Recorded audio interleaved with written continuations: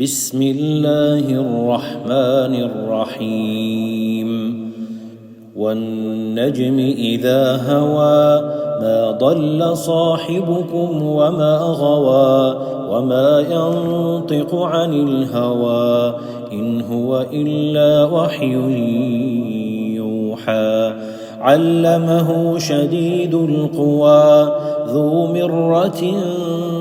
فاستوى وهو بالأفق الأعلى ثم دنا فتدلى فكان قاب قوسين أو أدنى فأوحى إلى عبده ما أوحى ما كذب الفؤاد ما رأى أفتمارونه على ما يرى ولقد رآه نزلة أخرى عند سدرة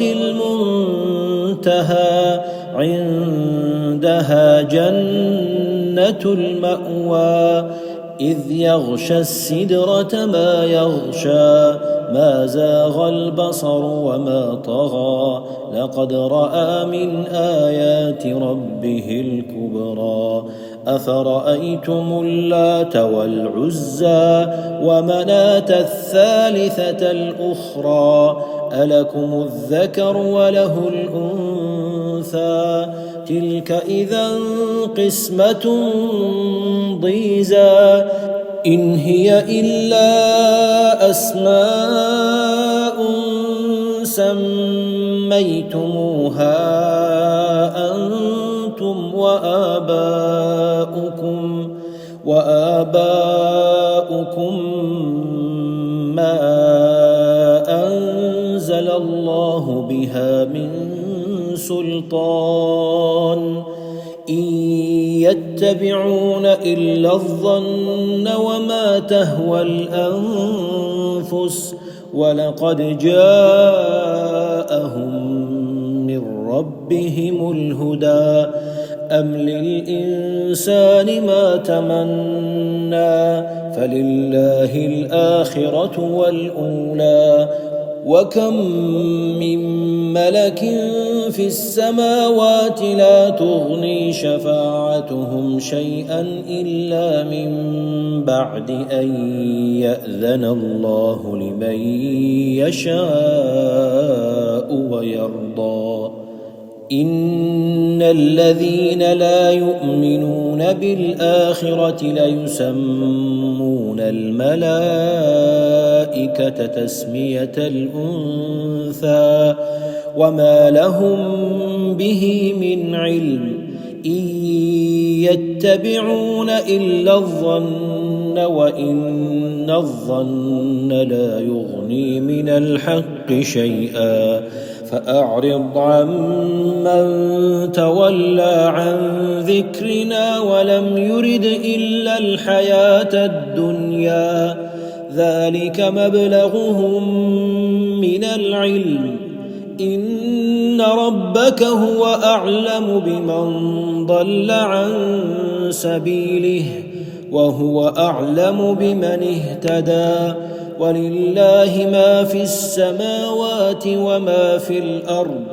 ليجزي الذين أساءوا بما عملوا ويجزي الذين أحسنوا بالحسنى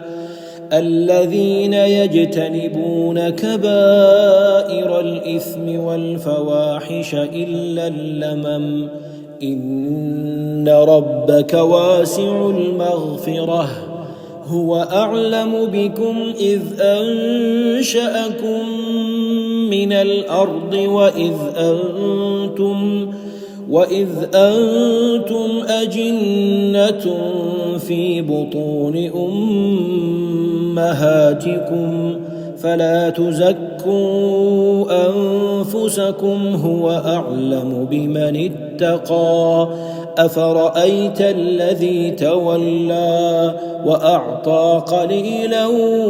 وأكدى أعنده علم الغيب فهو يرى أم لم ينبأ بما في صحف موسى وإبراهيم الذي وفى ألا تزر وازرة وزر أخرى وأن ليس للإنسان إلا ما سعى وأن سعيه سوف يرى ثم يجزاه الجزاء الأوفى وأن إلى ربك المنتهى وأنه هو أضحك وأبكى وأنه هو أمات وأحيا وأنه خلق الزوجين الذكر والأنثى من نطفة إذا تمنى وأن عليه النشأة الأخرى وأنه هو أغنى وأقنى وأنه هو رب الشعرى وأنه أهلك عادا الأولى وثمود فما أبقى وقوم نوح من قبل إنهم كانوا هم أظلم وأطغى والمؤتفكة أهوى فغشاها ما غشى فبأي آلاء ربك تتمارى هذا نذير من النذر الأولى أزفت الآزفة ليس لها من دون الله كاشفة أفمن هذا الحديث تعجبون وتضحكون ولا تبكون وأنتم سامدون فاسجدوا لله واعبدوا